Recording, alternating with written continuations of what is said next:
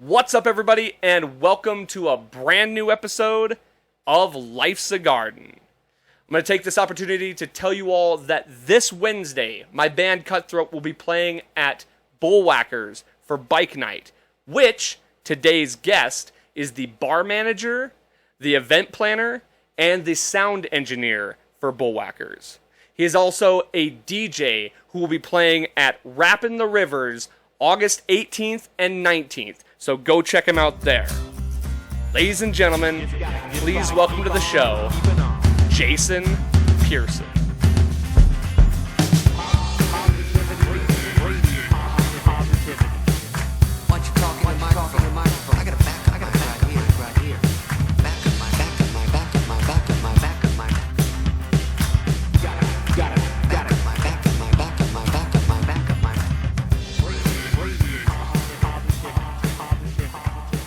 Dude, how about those planes today? Oh, that's shit. So it was funny because they charged so much, to go to that. I just stood outside my work and watched them all day. Yeah, I know. It's like, I get that they had to do the practice, but they did it all day. Yeah. And at one point, I was in the shop, and I'm just working. I had my headphones in, and I just feel the rumble, and I hear just this roar, and I'm like, I legit for a quick second thought we were under attack.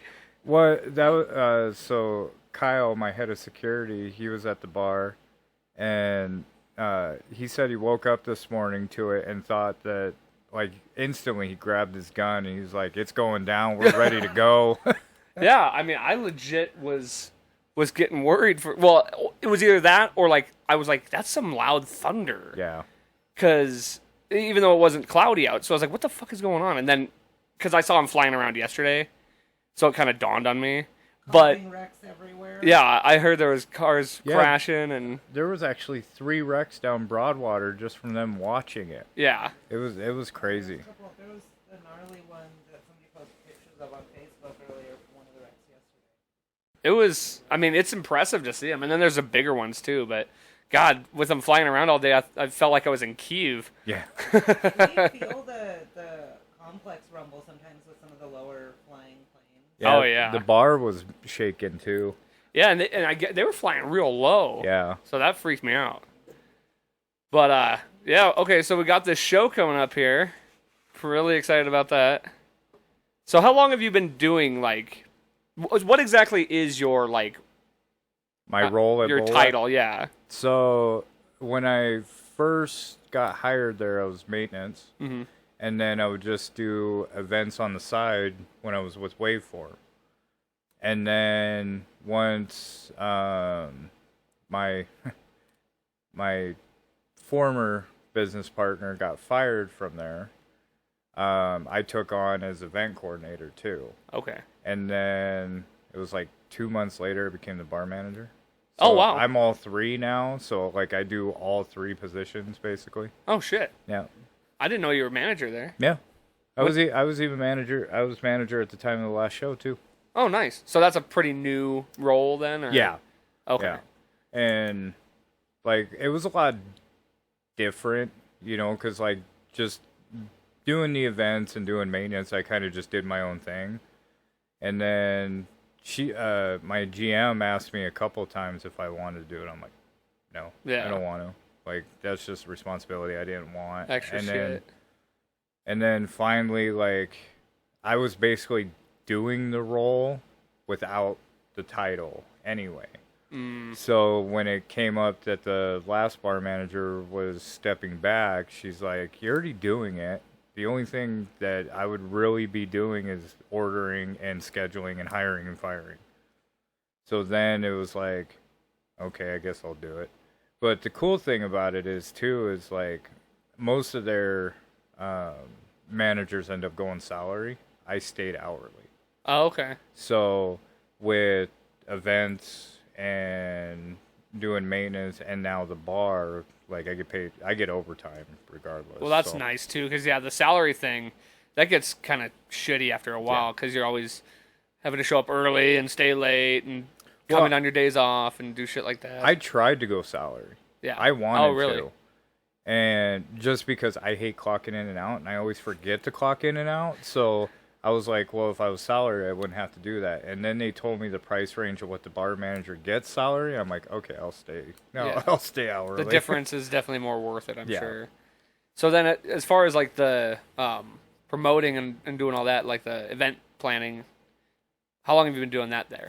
Because it's been quite a while, I feel like. Let's see. Aaron started doing. This was before I partnered with him with Waveform. He got the original residency there last. I want to say it was July, and then I came on in August. Okay.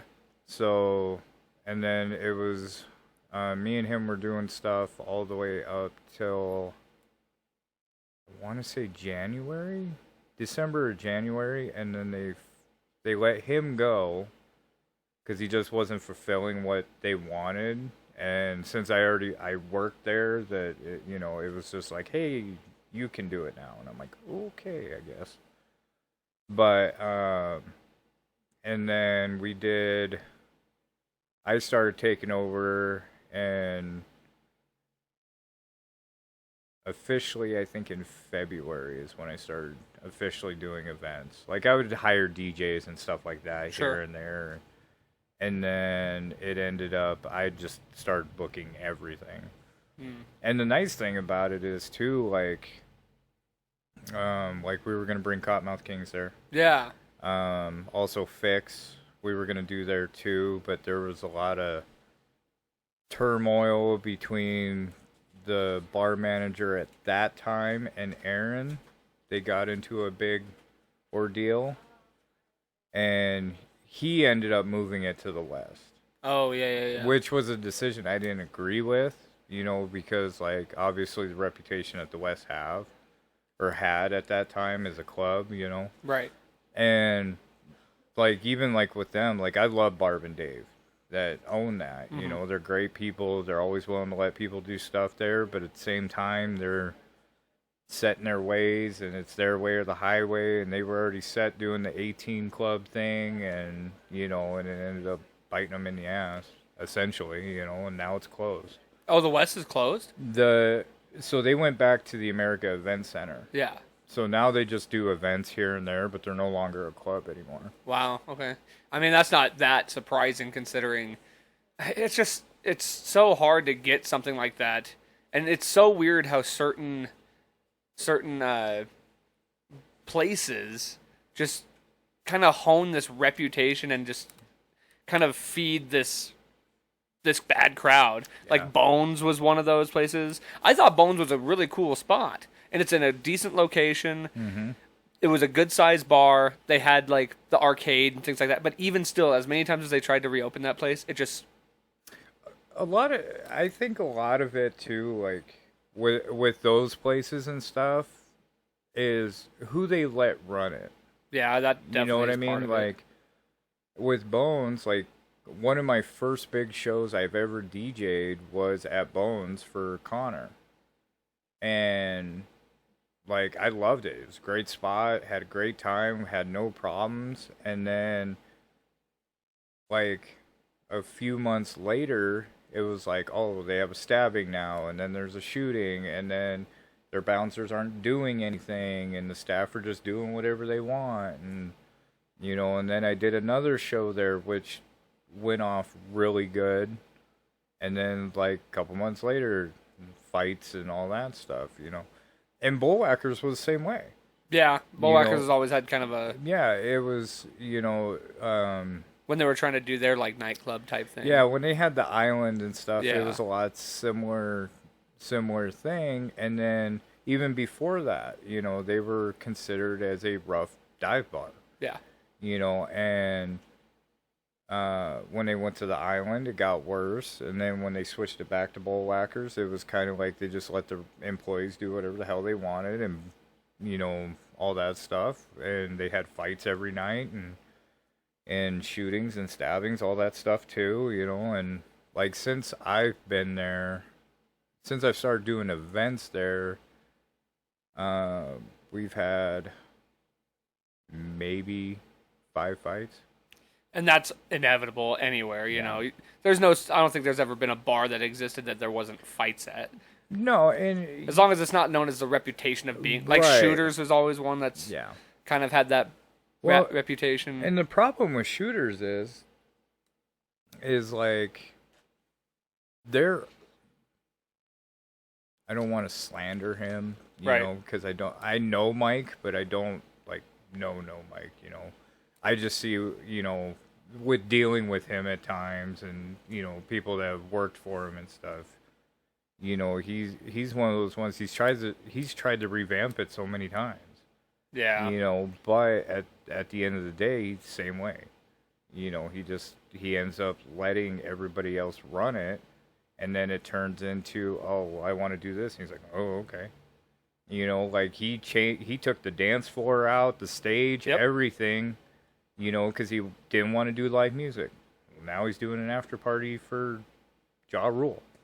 Oh, really? And I'm like, where are you gonna do that at? Yeah, you've like, taken away half the space. Yeah, like, and even talking to the one of the performers of that show, like she's even like, I don't know where we're gonna do this after party at. Right. Because we did the Lil Wayne, and it's through the same promoter. Oh, okay. That's doing Ja Rule, but the only difference is Mike sponsored the concert, so that's why they're having the after party. I wouldn't sponsor it. Yeah. Because they wanted $10,000, and I'm like, no.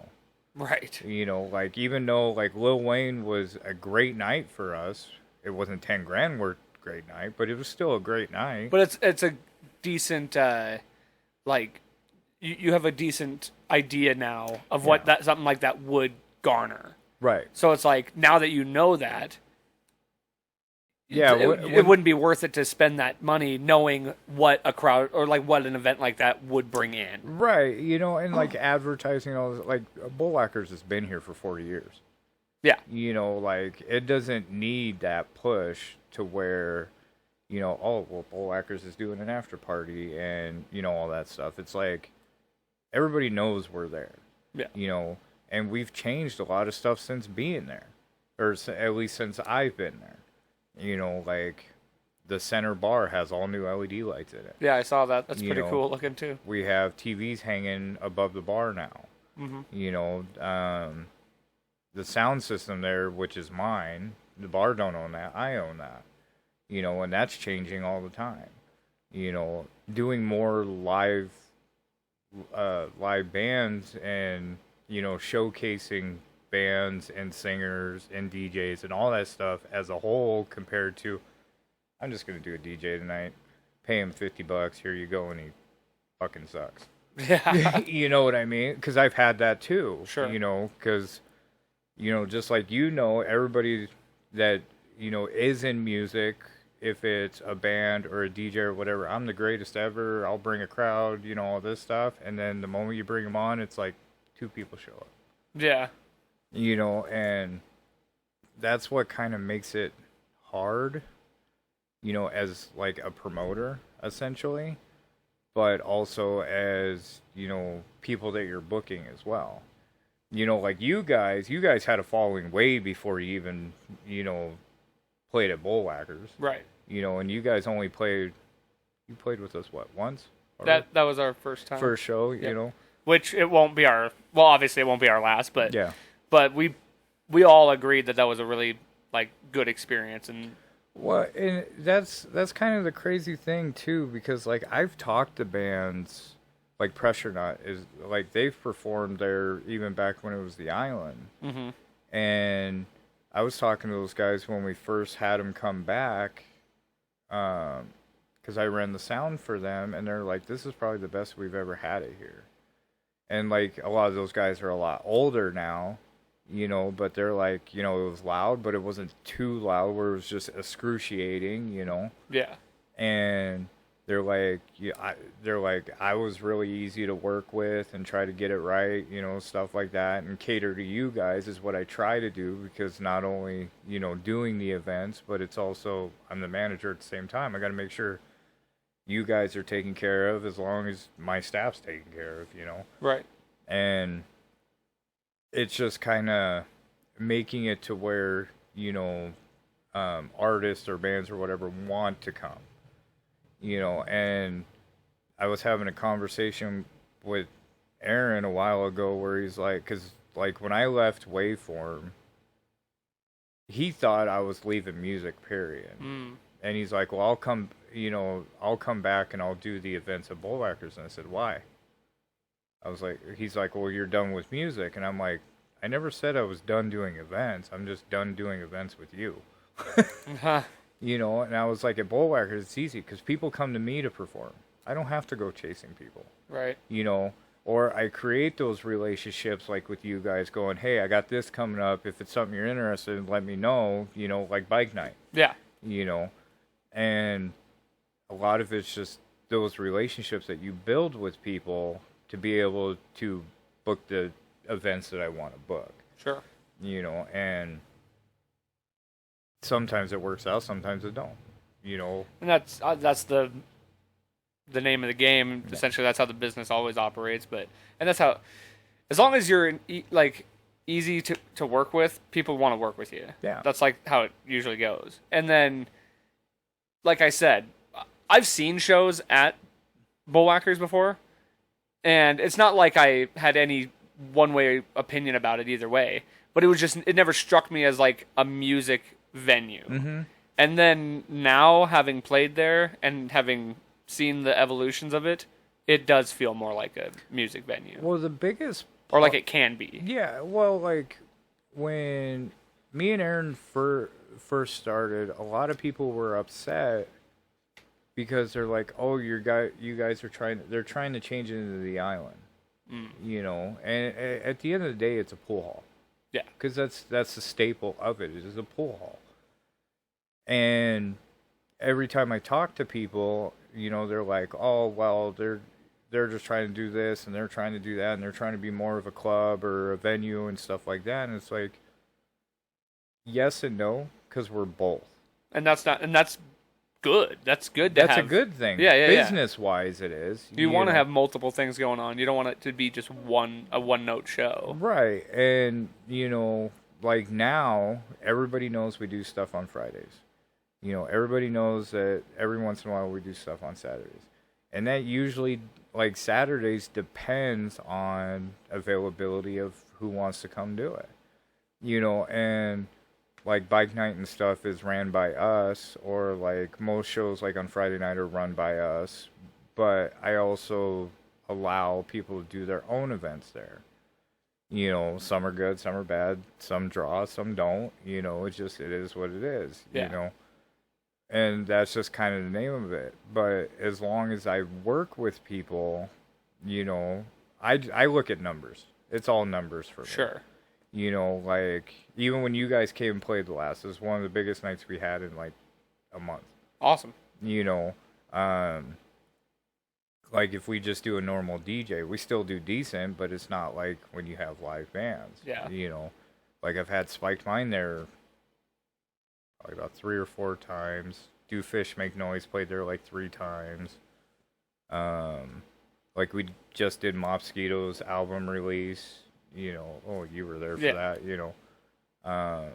Which I've known David for a long time. We used to work at Blockbuster together. Oh wow, yeah. Right on.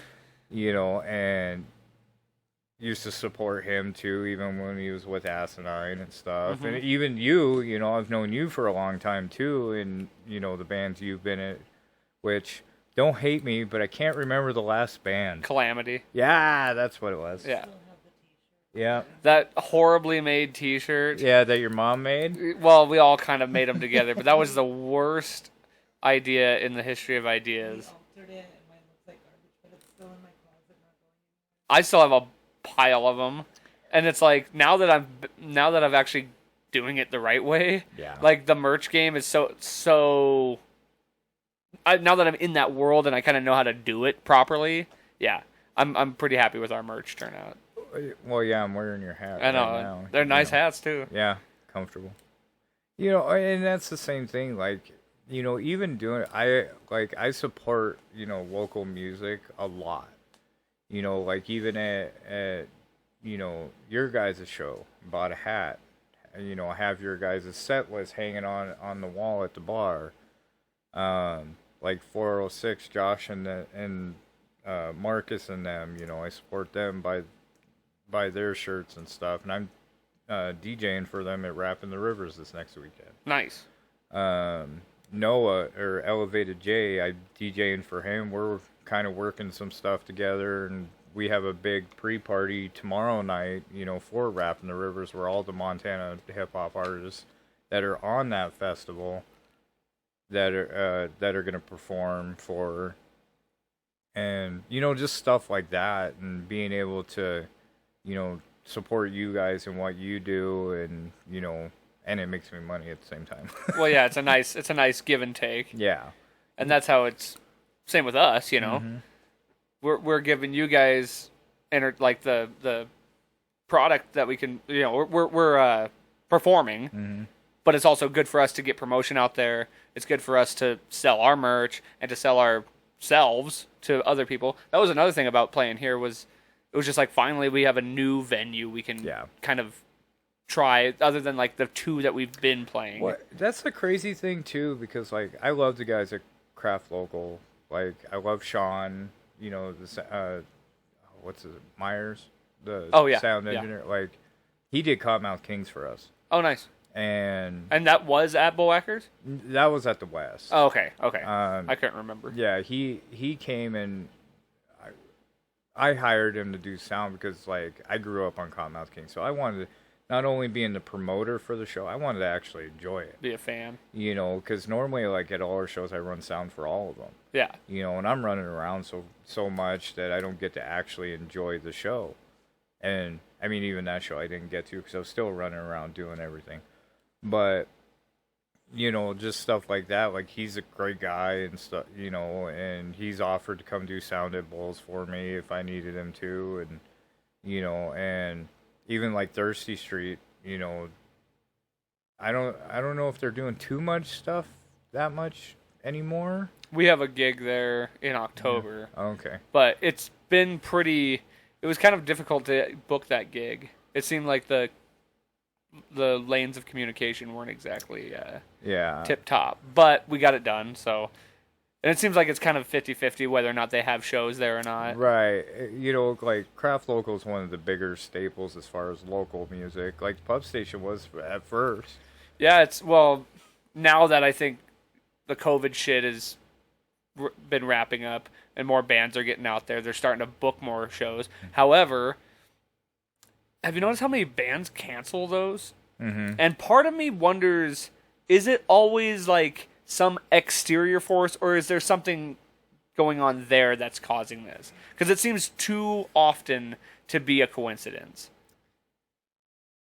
And I've heard some like, and I'm not trying to throw shade on anybody because I don't want to like blacklist myself from the Pub Station, but I've just heard a few tales that are like, and whether they're rumors or not, it's just. I also know a few local bands that do not like to play there because of like the politics and things like that.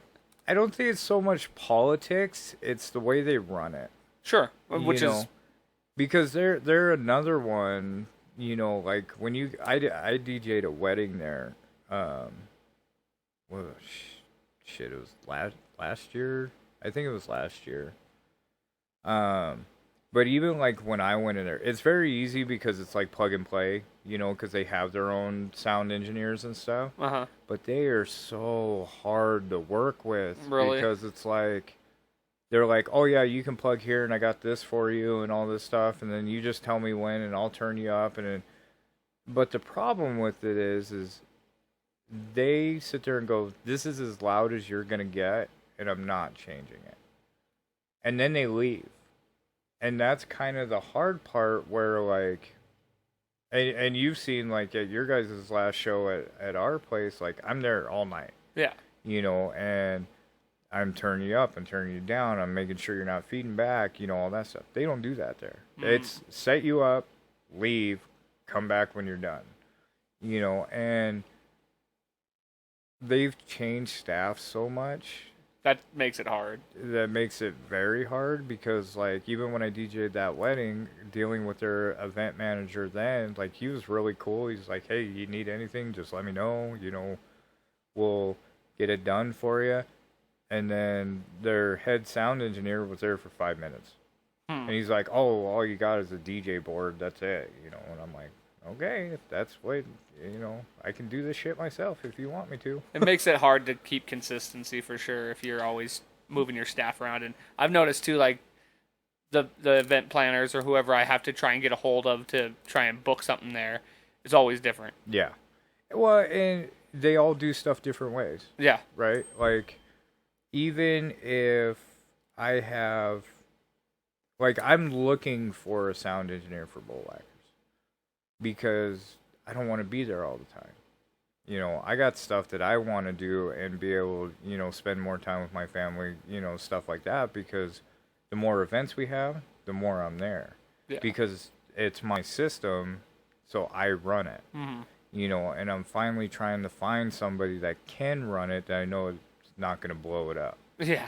You know, and like after taking the manager role and stuff, I'm like, I don't have time for this shit. You know, and like I don't have the desire to do it either. You know, it's like I like being at the shows and watching, you know, the artists perform and all that stuff. But even like running the show, I have to run the bar at the same time. So it's like if you guys are in the middle of changeover and you need, you know, cables and all that stuff, when I'm dealing with the bartender because of whatever reason, now you're trying to find me, and then I got to make sure I'm back in there by the time your set's over to do changeover for the next band or the next artist or the next DJ or whatever. You know, I'm just being pulled 50 ways. And it would, yeah, that sounds like it would definitely be a helping hand to have somebody else there. Just somebody else there to be able to go, okay, he needs to be turned down, or I need to EQ him a little more, or, you know, turn them up just a little bit. You know, but the other easier part is, too, is like, I don't have you guys hook into the system. Yeah. Because, and the reason that I do that, and I always explain to every band that comes in, is look at the space you're in.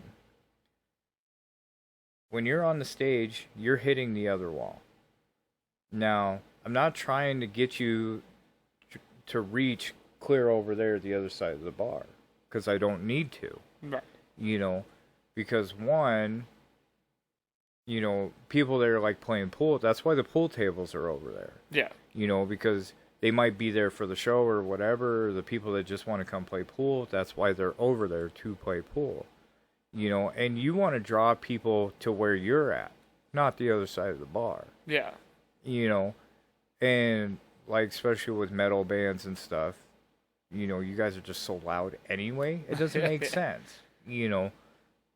And that's why I don't, you know, the only thing I normally try to get is your kick drum, maybe your snare. Like the last show with Doofish.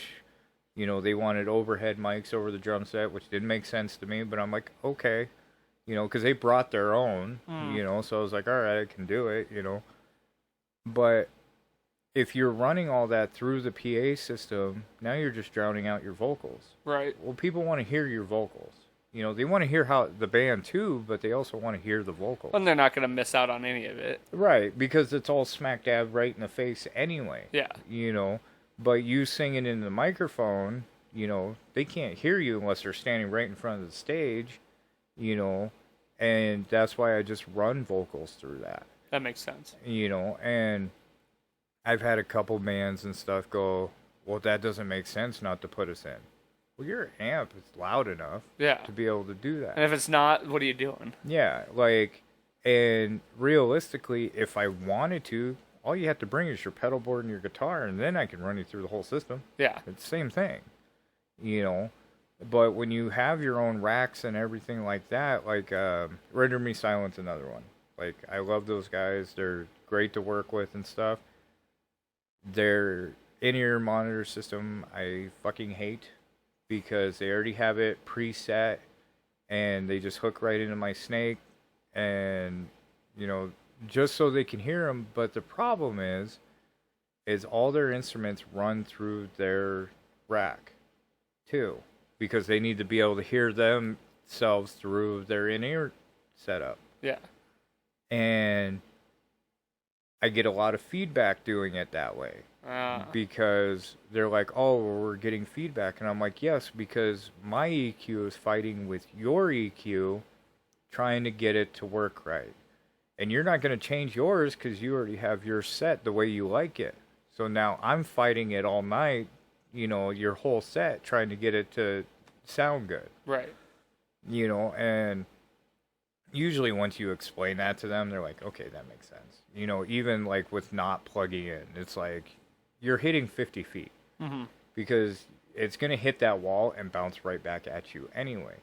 But that's also why I set the speakers up the way that I do, that you have the 2 in the back that are pointing towards you and the 2 in the front that are pointing towards the crowd, because you get that 360 sound all the way around.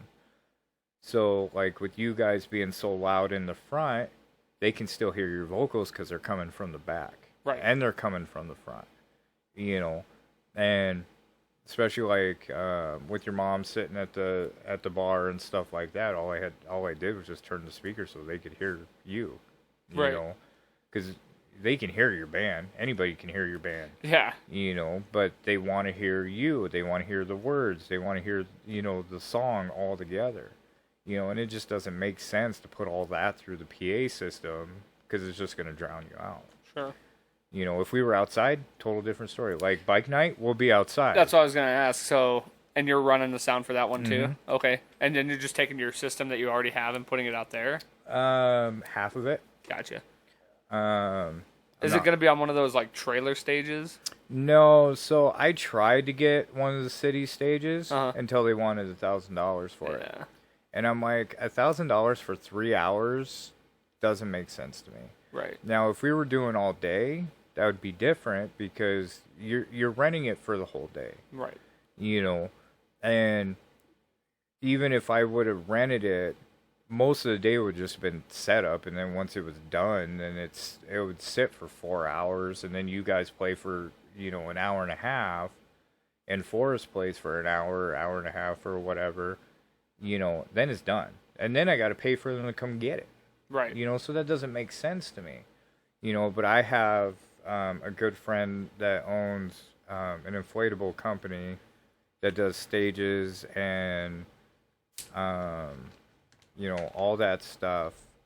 And I'm going to talk to him about bringing me a platform. Nice. So that way we could do it like that. Because it starts at 6, goes till 9. It's going to start cooling down around that time, too. So I'm hoping it's not like 100 degrees that day, or that's really going to fucking suck, especially for you guys. Know. But I'm going to try to go get one of those big fans, too, to kind of blow on you guys as well. But also, that's same like bike night. This is the first bike night Bullwhackers has had in like years. Really? So like when they allowed us to do it, I wanted to try to make it as big as possible. Of course. Like I was originally going to get multiple food trucks, and then I was going to get multiple acts, to split up to 3 hours, because one person plays 3 hours sucks. Like we've had Spike Mine do 4 hours before. Damn. And they loved it, but they hated it at the same time. Right. They have the material to be able to do it. Not everybody's like that. Yeah. Like Forrest, he knows a lot of country, and he does great at that. But I also wanted to do something different, than just one band playing classic rock or country or metal or whatever. So, like, when he said he'd do it, I was like, cool. And I was like, now I got to find something that's different from him. And that's when I asked you guys, because it kind of gives you that, that difference that everybody would, that variety that everybody would like. Yeah. And then bike night's just so, it's iffy. You know what I mean? Like, if you're in it at the beginning, it's packed. But once you get towards the end, like we are now, it's kind of hit and miss who's going to show up, who's not. But a lot of what I've heard, especially like a lot of the bikers that go to the Squire and a lot of the ones that come into ours, is that a lot of them are talking about just the fact that Bullwhackers is doing it. Yeah. You know, because we haven't done it in so long. So a lot of them are excited for that. Cool. And I'm going to try to get a dunk tank. Oh, that'd be cool. You know, and stuff like that. Just because, you know, like you said, bigger. Like, make it big. make it big. Make it grand. Yeah, you know, and even if we don't do it again, hopefully at least people remember it. Sure. You know what I mean? And like even having you guys on, you guys have your own following and stuff too, and a lot of them are bikers, and a lot of them are, you know, stuff like that, and you know, so I know that would be a big pull for us as well.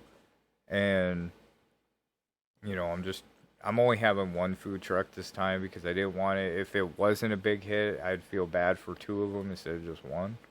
Yeah, might as well let one just get all the business, and then and then you're not having to spend on. Yeah, like we're gonna have 2 outdoor bars. Nice.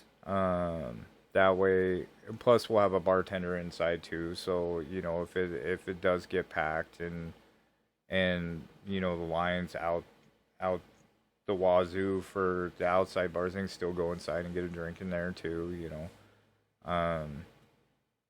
and just try to bring a good experience, and you know, hopefully it pans out and everybody likes it and keeps coming back. Oh yeah, yeah. If it's a good enough set, we'll have to do it again. Oh yeah, definitely. Like I wanted to try to plan a summer parking lot party, but I pulled back on that just because I'm waiting for a parking lot to get redone. Oh yeah. Because we have a new owner that's taking over, and he wants to do a lot of the renovating inside. He wants to keep it the same, but just upgrade everything. Right. Like the outside is shitty. The floor inside the bar is shitty because they put laminate over the fucking carpet. Oh, you know, geez. if you go in there, one of these times, if you ever go in there and just look at the floor at an angle, you'll see it wavy. But then he's gonna do our parking lot and stuff, so we're really excited about that. And sweet. yeah, that's always nice to get like fresh renovation stuff like that. Yeah. So it's much needed. a little bit of a facelift. Yeah, well, I mean, shit, even when it was Bullwhackers and then went to the island and then back to Bullwhackers, they never renovated anything. Yeah. All they added was the stage. Mm-hmm. That was it. You know, and did the floor one time, and, you know, but the owner at the time just kept finding the cheapest person they could find, or, you know, someone that goes to the bar goes, I could do that. You know, 'cause we get that a lot. Oh, I bet. You know. And that's just like DJs and shit. You know, you throw a rock, you hit 10 of them, and only 9.5 of them are actually good. Sure. So how long have you been DJing then? I actually started DJing in 2018. I think it was 2018. Okay. I never DJ'd before. Mm-hmm. And then one of my friends was getting married, and she booked a DJ that ripped her off. And me and my brother was like, as a wedding gift, we'll DJ your wedding. We're like, how fucking hard could it be, you know? It is hard. Hers wasn't so bad because we knew her, you know, but we went out and we rented one of those huge stereos from Rent-A-Center, did it off a laptop, you know. They just told us the songs that they wanted during the ceremony and all that stuff, and then we just played random music throughout the night. Well, when we did that, like, I enjoyed it, but originally I was supposed to start our company with him. It was supposed to be me and him, and then he flaked out. So I'm like, well, shit, I already started buying stuff. Our good friend Ira made our logo and stuff, and kept going with it, and, you know, just learning as I went. As far as weddings, you know, because weddings do pay, you know, not when you're starting out, Right. obviously. You know, like you're charging $300 or $500 or whatever, and you're doing all this work for it. And then I think, shit, did a lot of stuff for free like the first 3 years. Damn. And didn't make a whole lot of money. And That's how you build it up, though. I mean, you got to get the experience. You got to prove yourself as like a reliable person. it's the reputation part, you know. And like, I got to credit my wife because she was very patient with me throughout the whole process, especially when like it's like, oh, I have a wedding coming up. She's like, well, how much you making? Like nothing. Pretty much nothing, you know. Might be breaking even. Well, and that was the same thing. Like me and Aaron tried to partner up again before Waveform, and we did, I think it was like 60 EDM shows in the summer, and made no fucking money. Really? None. Why is that? Just because he was doing it. We were at the Red Door, and it was, we'll allow you to throw your own shows. You can charge the door if you want, and you know, and whatever you make of the door is yours. You know, we might do a split at the bar with you, like it was like 10% or whatever, or 20% or whatever the bar made in the area we were in. And I don't know if you've been to any EDM shows, you know, like here in town. It has a very specific following. Yeah, I can see that. Of like 10 people. So we were doing all these shows making no money, especially with me, you know, spending all this money on equipment and all that stuff myself, and doing all these shows, setting them up, tearing them down every week. The amount of hours that I put in just doing that and making no money, I had to get the fuck out of it, you know. And then I went back to doing weddings and stuff. And weddings are hard too, just in the simple fact of, if you don't have a big reputation in weddings, like, it's hard to get weddings. Yeah. It's really hard. And that's the same with like photography or just anything that goes along with weddings, because everybody's so particular and it's a big deal. Yeah. And like, I spent so much time promoting, doing weddings for other people. You know, like, spent money like on Yelp, which is a fucking ripoff, and you know, Facebook promotion, and like all my friends would recommend me and all that stuff, when everybody on Facebook's like, you know, in search of a DJ and all that stuff. And like, I started getting pretty popular. And then I started subcontracting through a couple of the other DJ companies in town and stuff. So I've built my reputation that way as well, without trying to, you know, do all the extra promoting and all the well, extra... it wasn't so much that. I just didn't want to take away from their business, because they were hiring me to do weddings for them. You know what I mean? Like Casey, like, he has one of the biggest DJ companies, at least in town, you know, as far as weddings and stuff, and I would subcontract through him, you know, and he paid me good, you know, but then you got the other ones that are like, oh, I'll give you $10 an hour, and I'm like, hey, you can go fuck yourself. Yeah, it's like, I'll go work at McDonald's. Yeah, and then I got into the, like, I went from weddings to live music, through my buddy Ira that did my logo and stuff. He's been doing music here in town for a long time. And I did the Twisted Insane concert at Bones. Okay. That was the first big show I've ever DJ'd for Connor. And then Connor allowed me to come back for Stevie Stone, so I did that at Bones as well. And then I ended up did some stuff with the dance studio for a while. We've owned our own dance studio at one time. I'll never do that shit again. Why is that? Just, a lot of it is like, I give people too much credit when they have ideas. Mm. You know, they're like, hey, this would be a great idea if we do this. We could totally do this ourselves. And it always turns out I do all the work and it never works out because they don't want to do the work. Mm. You know, or I was just the idea guy. yeah, pretty much, you know, and it's like, oh, you can do it all, you know, because I'm very good at that. But at the end of the day, if I'm doing it all myself, I get burnt out. I don't want to do it anymore. Well, yeah, nobody wants to do that. You know, and then I started getting like really I've done sound. My stepdad was a sound engineer. Really? Yeah.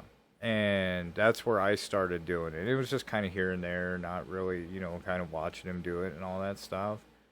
And then once we started our own DJ company and stuff and doing live shows and stuff like that, I like being a sound engineer more than I like being a DJ. Like, but I'm a very good DJ at the same time, you know, and Well, it's nice to have a few trades. right, and it, like even now, like this year has been my busiest as far as like actually DJing. Like, we did the festival down in Colorado that I ran the sound for and DJ'd at. The Rapping the Rivers Festival this next weekend, I'm DJing at that one. That's cool. Where's Where's that at? in Three Forks. Oh, same as Rockin' the Yeah. Rivers. Gotcha. Yep. Or Cardwell, Montana. It's the same area. Yeah. It's the same area. You know, also like I've DJ'd at the bar, I've DJ'd at the pub station, you know, stuff like that. And like even now, like I get people asking me all the time when I'm gonna DJ, and I always say you got to pay me more first. Yeah. You know, because I've done the work and I've, you know, built that reputation of where I can say that now. You know, Hey, you gotta know your worth. yeah, and like, I'll do it on occasions. Like, if we're doing a hip hop show, I'll do the DJing for it. You know, because that's what I am. I'm a hip hop DJ. You know, and I work with a lot of the hip hop artists in town and stuff like that. And you know, but like, if I can't find a DJ, I'll do it. You know, That's nice. but also on the other hand of that, you know, I don't really care to DJ that much anymore. Like, Gotcha. I retired from weddings. Like, sorry, gotta give her the keys. That's all good.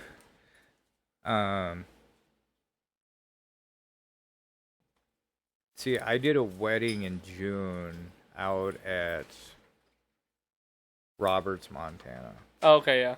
And I got to Roberts, and then it was 6 miles more from there on a private estate. And it was cool. Like, the wedding went great, like, you know, all that stuff. But after that and doing that by myself, I was like, I'm not doing this anymore. I am so tired of it. Yeah. Like, I like doing weddings, but I hate them at the same time. And it's not that, you know, dealing with brides and, you know, grooms and all that stuff is the problem. Because a lot of them have been really cool. I hate running the weddings for them. Because that's not what I'm there for. Right. Half the time when they have a wedding planner, I'm still doing it. You know, or they're like, I don't know, what do you think? And I'm like, It's your wedding. yeah, like, what do you want me to do? I'm not here to give you ideas about your wedding. Right, and like even that wedding in particular, we were going through all their special dances, and then they just left to go take pictures, and then I'm like, well, we still got this one dance to do, and they just walked off, so I just started DJing. Yeah. And then they came back 2 hours later, and they're like, okay, we can do the rest of it now. And I'm like, I have everybody dancing right now. I do not want to stop it so you can do your garter toss and all that shit. When realistically, that shit don't matter, That nobody cares. you know. And It's just tradition. That's stupid. it's tradition, you know, but and which I respect, and I respect, you know, what they want to do for their wedding and stuff, and I try to make it, you know, as memorable as I can. But I'm sure it's still just a headache. It's still a headache, and then people are looking at you like, why are we stopping? And it's like, because I'm doing what I'm told. And like me, I can DJ all day long. I hate talking on a microphone. Yeah. You know, like I can do shit like this. Mm. You know, because like I can do this. I've been on the radio. You know, stuff like that. But like if it's in front of people, not my cup of tea. I've definitely had to struggle with that as well because I get in my head really easy. I'm like, this will sound cool, and then you say something, you're like, oh, that sounded stupid. Yeah. And then you just keep trying, and it's like, now I'm just afraid that I'm going to say more stupid shit. What the big part for me is I don't like the sound of my voice. Yeah, I'm not, like, this, doing the podcast has definitely got me over that fear. Yeah. Just having to hear it over and over and over again. You want to hear some irony, though? What's that? So this last weekend I did a basketball tournament out of Shields. Uh-huh. I do this tournament every year. It's the above the rim, the guy that does the above the rim 3-on-3 basketball tournaments. Yeah. And the first year I did it was last year. I didn't have to say shit during it other than call out the times, which is very easy for me. Play background music as people are playing, call the times, you know, that way they know what part of the half we're in, all that stuff. And then this year I did it, and I'm like, cool, it's going to be the same way. Sit here, chill, you know, play music. He goes, here's your paper. I'm like, my paper for what? He's got all our sponsors on it, all our food trucks. And I'm like, what do you want me to do with this? Because he hosted last time. Ah. And he's like, you're going to be on the microphone this year. And I went, I am I? Like, well, that's news. And I'm like, okay, you know. And because I don't have a lot of practice on the microphone, you know, other than doing weddings is fairly easy because it's just bam, bam, bam. And I'm sure right once you get into a routine of it, it Right. becomes like second nature. So when I did the basketball tournament, I'm like running through sponsors, and like the first day, I'm like fucking them all up too, not intentionally, but like I'm trying to like I'll say their name, but I try to say something about them, and then like the words just would not come out, or I would start a sentence and then I would just like fucking blank out halfway through. And then the second day, I'm like, shit, this is easy. I just kept doing it, you know, I was fine with it, you know, having fun. And that's the thing with me. It's like I got to be comfortable with doing it. Yeah. You know, once I'm comfortable, I have no problem.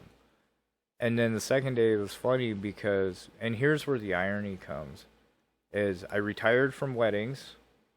I'm doing this basketball tournament, and I had a lady come up to ask me to do her wedding. Because her and her fiance loved the music I was playing. And she's like, it's in Livingston, and we would love for you to come do it, and we love the way that you sound on a microphone. And I went, what? You're like, you just said all the things that I don't want to do. Right, and you know, and the crazy thing But that is a nice compliment. It is a nice compliment because, like, you know, I've never had anybody ever come up to me and go, oh, you have a nice voice, you know, you should be on radio or whatever. And I'm like, I don't know about all that.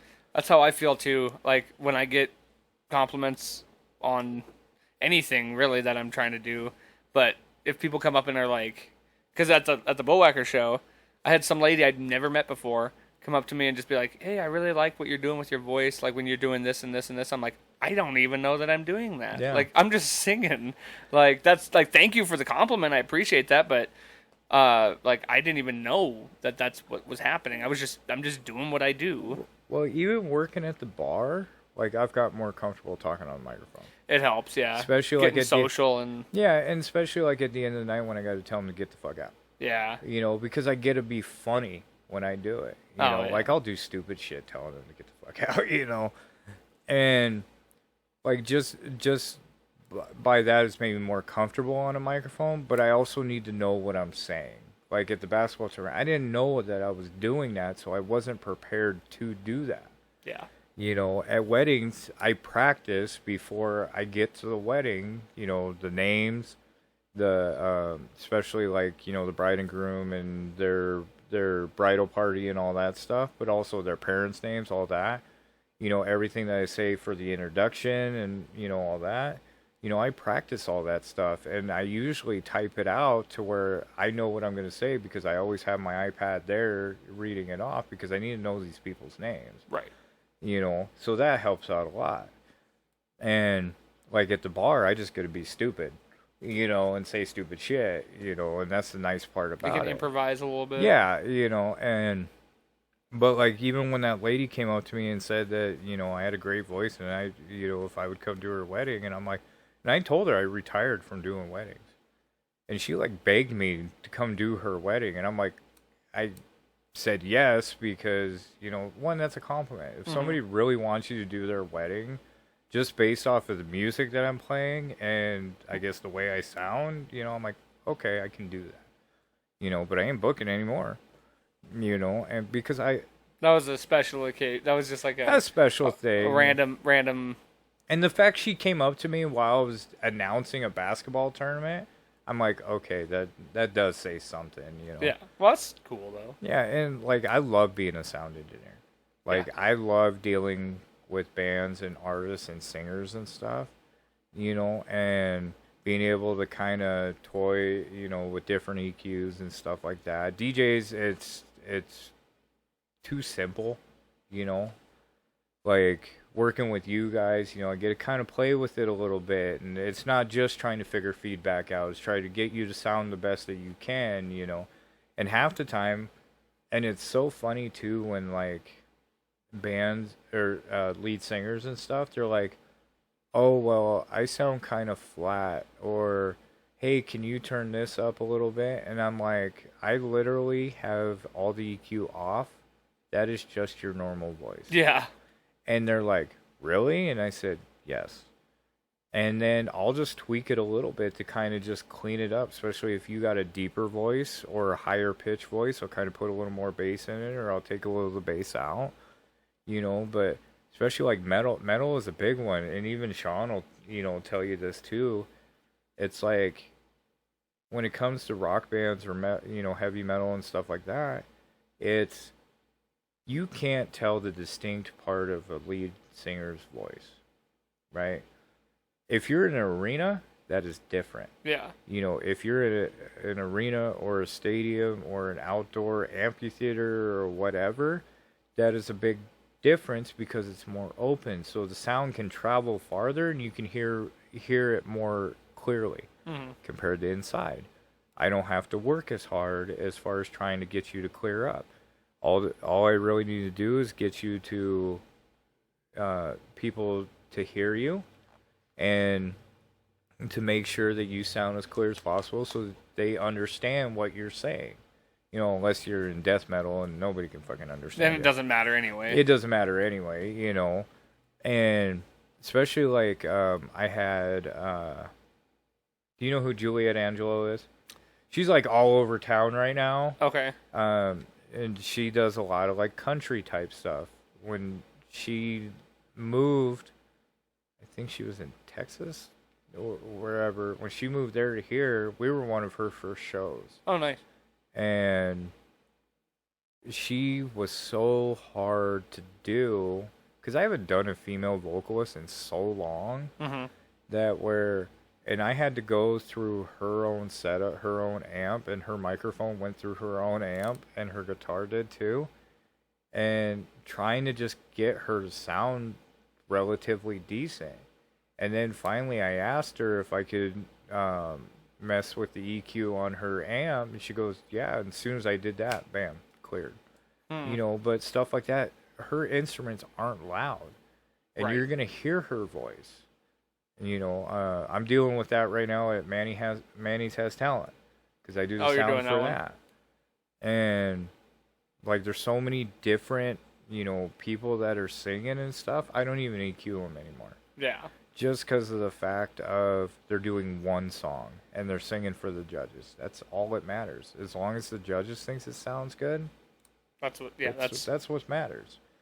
As we got this next week, and then we're going into the semifinals, and then the finale, and the system's going to get bigger and louder, and it'll be outside. So now I really got my work cut out for me, because now they're doing 2 songs apiece, and whoever wins, if it's a singer or spiked mine, stuff like that. Now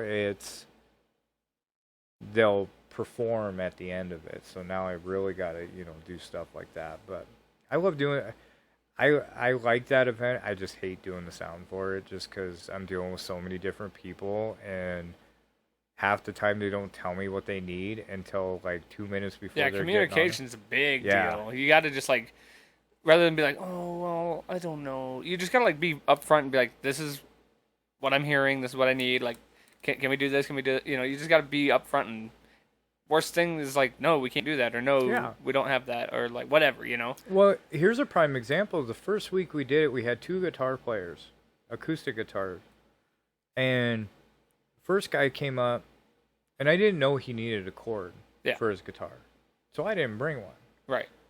And he didn't have one. You can hear his vocals, couldn't really hear his guitar, but I sat there and I told him, I was like, I don't have a cord for you. I didn't know I needed to bring one. I was like, realistically, the judges are like 20 feet away from you. That's who you're playing to anyway. So it doesn't matter everybody else. I mean, would it be nice if, the crowd can hear you? Yes. But at the same time, if I don't know to bring it, I can't do it for you. Right. So we didn't plug him in. And then the next kid comes on with his guitar. He brought his own cord. So I plugged his cord in. And then the other guy's brother got mad because his brother's guitar didn't get plugged in and started fighting with us on it. And it's like, he didn't bring a cord. What do you want me to do? Yeah. I'm not going to go steal this guy's cord for him to use. And I didn't even know that guy had his cord. Right. That was just convenience.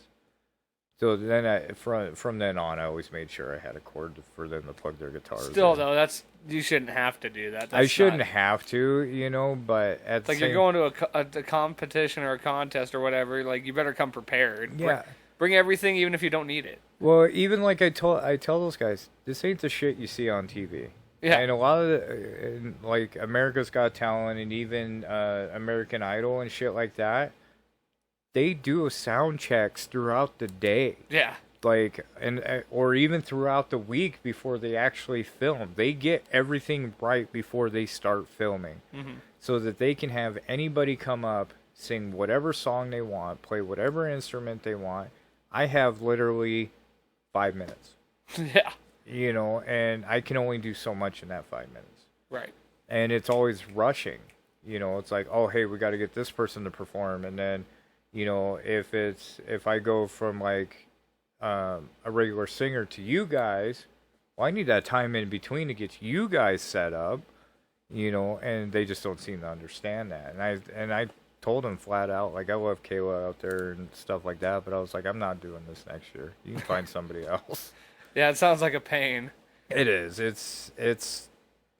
But I've met so many great people out there. I met great bands too.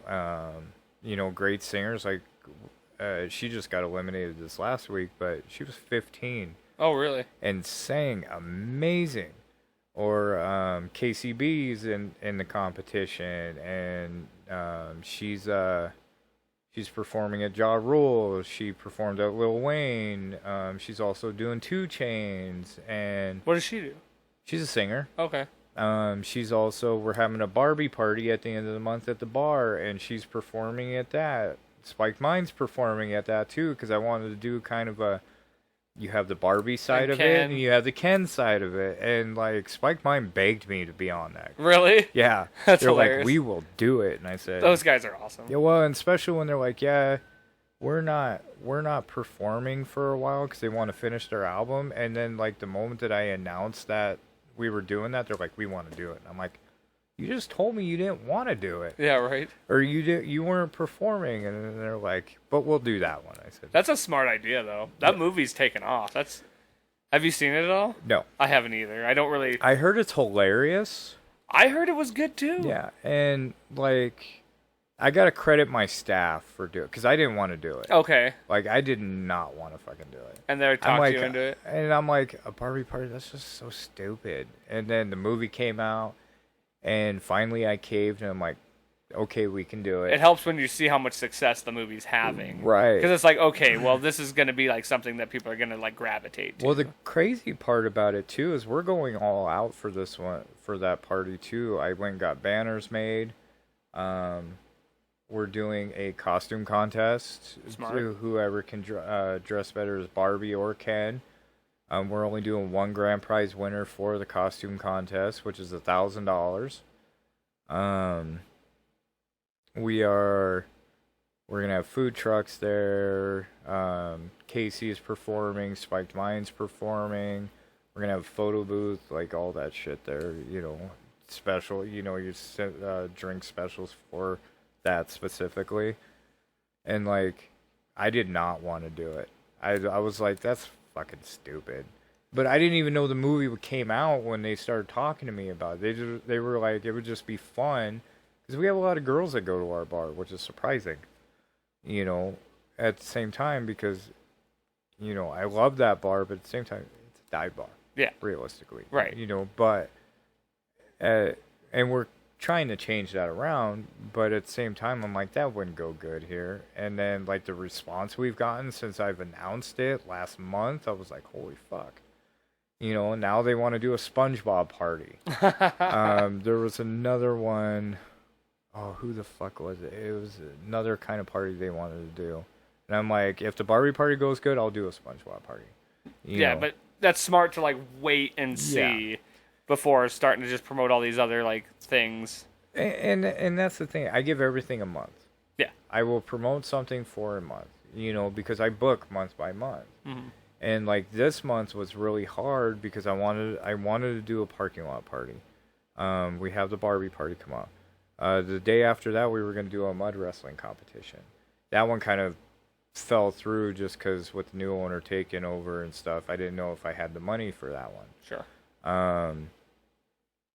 But I also, I wasn't planning on getting booked for Rapping the Rivers. You know, because I'm DJing for 3 other artists on there, you know, so I wasn't expecting to go there. So that I couldn't book nothing that weekend because I wouldn't be there for it. And,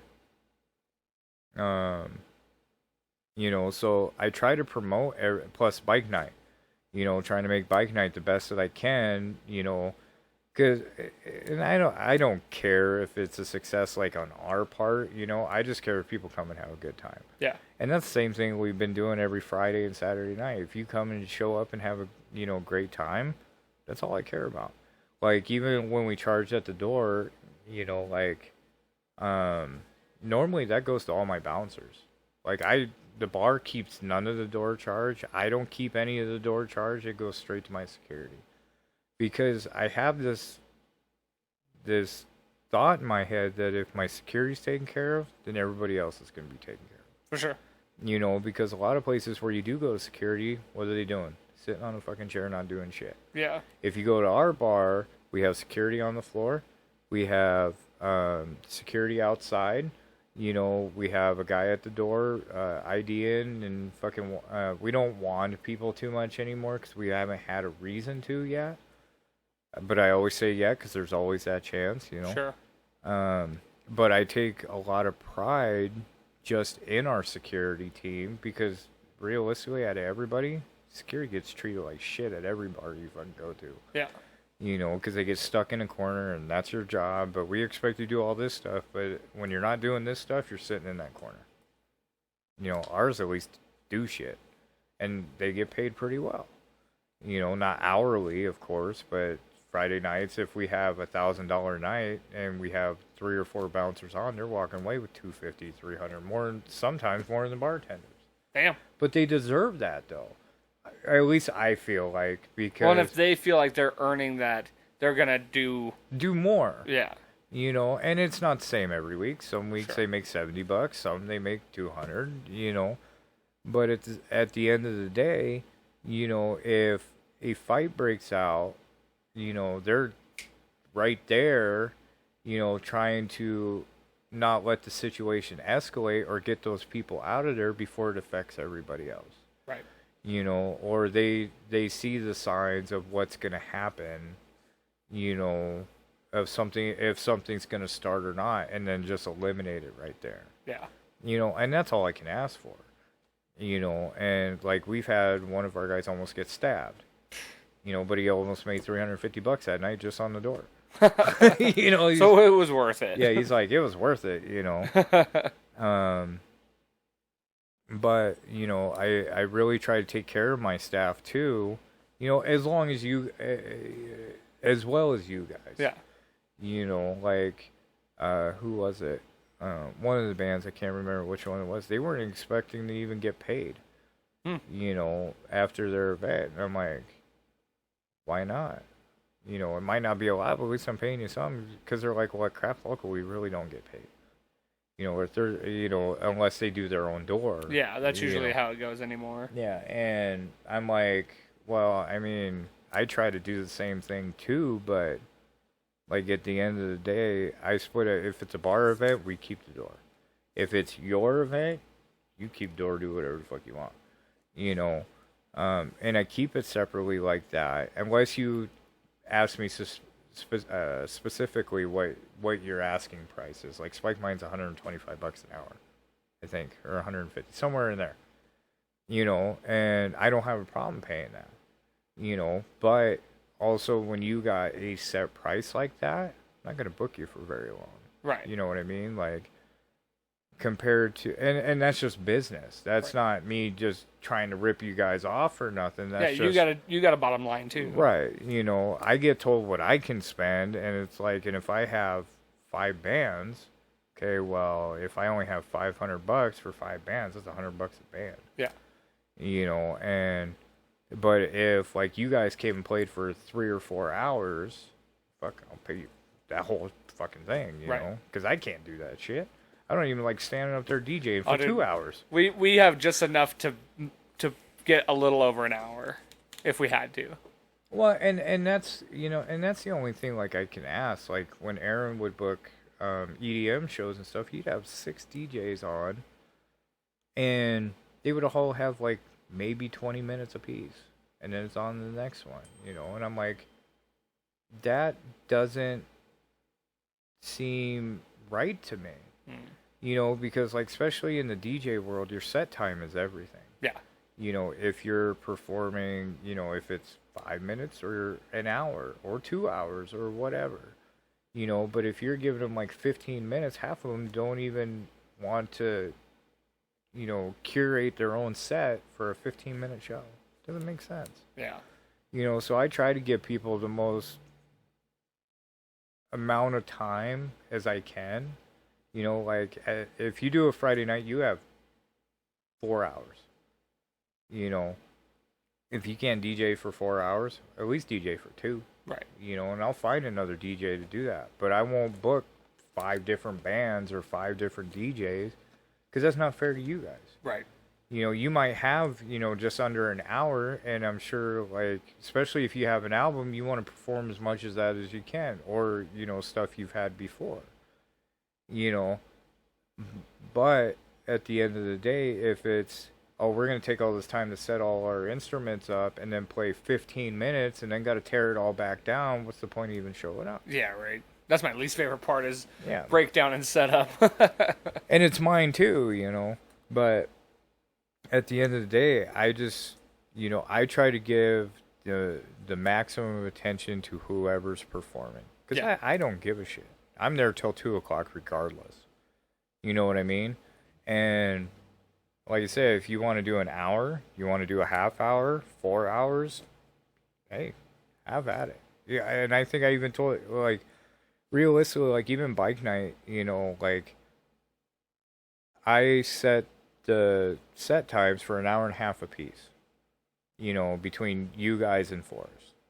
Now, if you guys play that whole time, it is what it is. That's up to you. Sure. But also I kind of set that too because we're going to have setup time as well. Yeah. So that kind of gives that break in between. Like Forrest is easy as a guitar. That's it. Yeah. Guitar, microphone, and he's done. We could set you guys up way before that, and he just needs the middle section and the microphone and to plug his guitar in, So that's an easy transition, and just trying to, I don't know. I grew up here and I've been in the music scene for so long that like I know how a lot of artists or bands get treated in the music scene. Like hip hop has a very bad rap. You know, not just like violence and all that stuff. It's just, you know, well, okay, it's the violence and all that stuff. You know, but like especially like at Bones. That's why a lot of hip hop was banned at Bones, because they thought it always provided or promoted violence. You know, and they thought that their problem was, you know, the music that was being played there. When in realistically, it was the crowd that was not even during shows, but just the normal crowd at that bar. It doesn't help either trying to do hip hop in a place like Montana. You know, it's and not to say that there's not a crowd for it. It's just it would be different in like Denver or LA or, you know, something like that. You know, that is very true. And that use bathroom. Yeah, go for it. Awesome. Sorry. Oh, you're good, man. So where were we at? We were talking about so talking about like music scenes and stuff, especially here in Montana. Oh, yeah. So I've noticed Montana is very country. Just Billings. I'll just focus on Billings. Is very country and rock. Yeah. And hip hop and EDM and stuff have been getting bigger.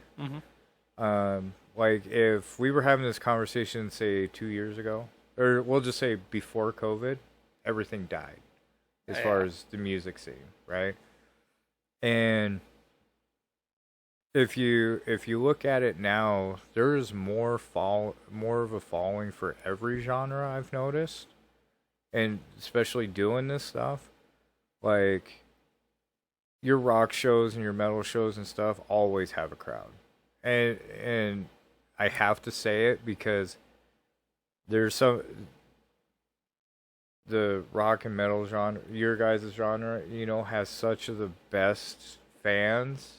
And it's one of the best crowds, like venue-wise, is like, and it's so weird too, because like, as far as respect and, you know, just want to enjoy the show, usually you think they're like the really rowdy crowd and all that stuff. Right.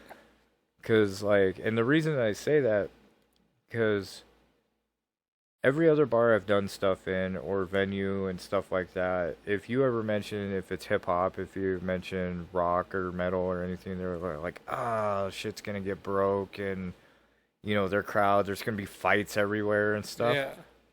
And every rock show that I have thrown just at Bulls itself, we have never had one problem. The last show we had with Do Fish Make Noise and what's the other, Aurora Fallen, I think? No, not Aurora Fallen. Oh yeah, I know who you're talking about. Yeah, Horizon. Yeah, something Horizon. Yeah.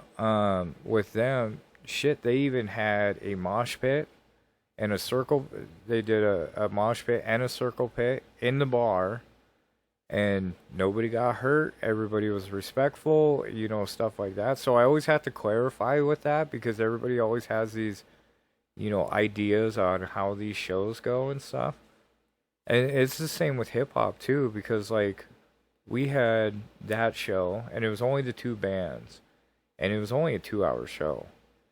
And then this is what I love about my job is we flipped it to a hip hop show right after that. And then it was funny because like Do Fish Make Noise is more of a punk band. Yeah. You know, and to go from, and then After the Horizon, or not After the Horizon, is that what it is? Beyond Horizon, maybe? I'd have to look at my phone. Yeah. Because they're a new band, you know, but half the members in Do Fish are in that band, you know, so. And they're more of like a metal band, you know. And then my friend Noah, or Elevated J, that I do a lot of stuff with, and I'm his DJ, I asked him, I'm like, do you want to perform? Because he was there enjoying the show, you know. Market Sentinel was there, and he was enjoying the show, and because he's a metalhead and all that stuff, you know. And they're like, yeah, let's perform. So then we flipped into a hip-hop show, and it was probably one of the best shows we've ever done there, because people were so surprised that we did it, and it worked. And we even had Nick, which was the lead singer of Doofish, and Zach come up there, and they were playing drums to the artist's music and stuff, which was really cool. And it was kind of like a hybrid thing. And I was shocked that it worked the way that it did. And I was like, we got to do this more. And even they said that, you know, we definitely got to do this more, because realistically, if you don't book multiple bands, you're going to have a 2-hour show. Right. Essentially. Yeah. You know, and same with hip hop. If you don't do 4 or 5 artists, you're going to have a 2-hour show. But it's so crazy to see where the state of music is now after COVID, because I think it's a lot better. I agree. 100%. And, you know, even though that you only have a few venues that still do local, you know, local-wise, like, Craft Local never used to do shit all the time. Oh, yeah. Now they're doing stuff every weekend, you know, or during the week and stuff like that. Yeah, they have, like, I try and book with them, and it's like I got to book 3 months out almost. Yeah. You know, and... Like Thirsty Street somewhat does stuff. Andy's kind of does stuff. Andy's is hard. It's very hard. Like, unless you're doing it in their parking lot. Yeah, we played in the parking lot, and that was actually a really good show. I tried to go to that one, but I had an event at the bar during that one. And, like, I kept telling Brenna, I was like, I really want to go see their shows, but their shows are always when I have shows. Yeah, it's tough because weekends are the best time to do shows, so... And then I always tell her, I'm like, I need to get them to come do a show. And finally, talking to David and stuff, and he's like, yeah, this is who I'm thinking about having on the show. And I said, fuck yeah. You know, and then it was an opportunity to book you guys for another show. Yeah, and we'll definitely be doing more because everybody thoroughly enjoyed playing there. Well, and, you know, that's the crazy thing, too, because, like, I bring so much different stuff there. Like, we had a drag show there. A few months ago, and it was a hit. Really? Like, and like even when I booked it and started promoting it, because my barber, and he's one of my friends too. I've known him since he worked at the America Family Restaurant. You know, he runs his own drag company, and when I booked it, they're like, "Really?" You know, and like at that time, the whole Bud Light thing happened. You know, all that stuff. And, like, you know, a lot of our regulars are like, what?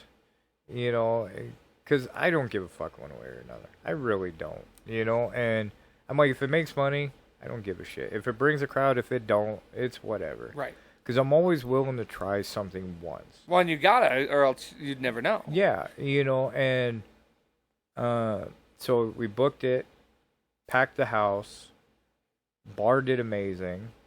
And then, even though our current owner is very, very right wing, you know, so like, even when he found out that we booked it and stuff, he's like, seriously, you know, and because I don't follow him on Facebook because sometimes he says some really stupid shit, and when it comes to stuff like that, like just things you disagree with. Yeah, and I'm like, I don't give a fuck. I don't give a shit who you fuck. I don't care. Yeah. I don't care if you want to be a man or a woman or whatever. I don't give a shit. Like, one of our staff members is trans and is one of the best people I've ever met. You know, and we have quite a bit of, you know, like trans and LGBT. Yeah, I can never say it, so I don't want to butcher it, so I never say it, you know. But we have a lot to do come in our bar. And then when I booked it, and he found out, or one of my staff members found out, he was like, really? You booked it? And I said, yeah. And he goes, fucking A. You know, he's like, that is awesome, you know. And it was a huge hit.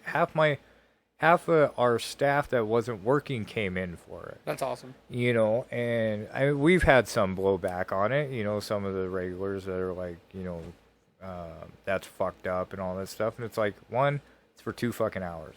And Two, you don't have to be there. Yeah, you don't have to be there. And if you don't like it, it's like, I still like you as a person, but, you know, you can go fuck yourself.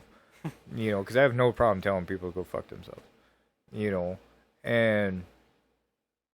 but it was such a hit, and then I ended up booking 2 more. Nice. You know, so we got one next month and then one month after that.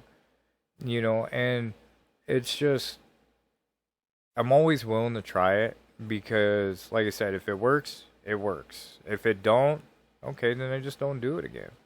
Yeah. You know, and because I always try to give, I always try to say they're artists. You guys are artists. It's an art form. If it's music, if it's dance, it's whatever, you know. Sure. I always try to give people an outlet to be able to perform, you know, because it means that I can perform less. Does that make sense? Yeah, fair enough. You know, and if it makes money, especially for the bar and stuff like that, I get paid either way. So it doesn't matter to me, you know. But it helps. But it helps. It helps keep your reputation in that. Like, since I've taken over, just in events itself, like our Friday nights have doubled. Nice. And then since I've taken over it, and a lot of that's credited to my staff. You know, I'm not taking all the credit for that, but, you know, like every night, you know, in the past few months, like we have damn near doubled every day of the week, you know. That's awesome. And which is great. And like I said, a lot of that has to do with my staff, you know, but it also gives me an outlet to be able to keep doing the stuff that we're doing, because as long as the bar's making money, I can do more shit. Yeah. You know. For sure. And that's just kind of the way I look at it. And I tell everybody that I deal with, you know, don't hesitate to come ask me if you want to do an event. If you want to perform, come ask me. Like, we had Blake from the Lake. Yeah. You know, and he killed it. You know, and like, the fuck is it? The 2nd of September, we're doing a wet t-shirt contest. It's like a hip-hop show / wet t-shirt contest, and I'm getting more blowback from my wife than anybody else on that one. Well, shit, man. I'm glad it's working out. I'm glad you know, you got a lot of stuff going on, and fuck, we'll make sure to promote. Well, I'm glad we got to promote it here, and yeah, we'll definitely get more of the word out on that. You know, we're gonna be playing more shows with you. I appreciate that. And then, just before we wrap up here, I kind of failed to mention this to you, but I'm sure you'll be just fine to figure something out quick. I always end my episodes with a positive or motivational message from the guest. Okay. So if there's anything that you've used in your life or something that just is a kind of a motto to yourself that you'd like to... Okay, just know that I'm winging this, okay? Yeah, so, my bad. My bad. I was not prepared. You know, at the end of the day, always know what you want to do and where you want to go, and strive to do that. Because, like me, I'm 38, and if I would have kept going normally the way that I was when I was younger, you know, I wouldn't be where I'm at today, right? I always try to strive to be a good person, to, you know, help out others. If it's people that I work with, if it's, you know, gaining relationships with you know, artists and stuff like that. Most of mine's music based, right? Because that's what I love to do, you know, and like I can always make somebody else money, you know, but at the end of the day, it's the relationships that I build with having that outlet for other people, you know. That's what I wake up to be able to strive for. I don't know, does that work? Yeah, that's great, man. That's great. I feel bad for not. I'm usually pretty good at giving you a little heads up, but I dropped the ball. I'll remember for next time. Absolutely. I've been trying to get on your show for a while. Well, I'm glad we finally got to make it happen, man. And perfect timing. We can double promote the show, and then I'm glad we got to, you know, get all the other events that are coming up, get those out there. Plus, make sure to go check this guy out at Rappin' the Rivers. Yep. What's the date on that? August 18th and 19th. There you go. Because I'm sure people are already going to be checking that out. But for anybody who hasn't heard, go check that out. And come to the show Wednesday, bike night at Bullwhackers. August 16th at 6 o'clock. If you don't know the address, it's 1517 Broadwater Avenue, and we're in the back. And then follow Bullwhackers page for all the events that are coming Yeah. up. Sounds like a lot of fun ones. We got a lot of stuff coming up. Hell yeah. And of course, don't forget, life's a garden. Dig it. Just gotta keep on keeping on.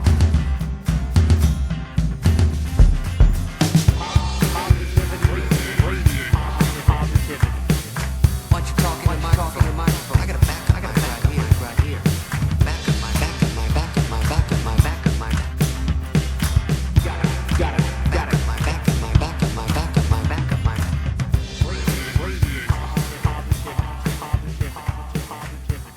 Life's a garden, dig it.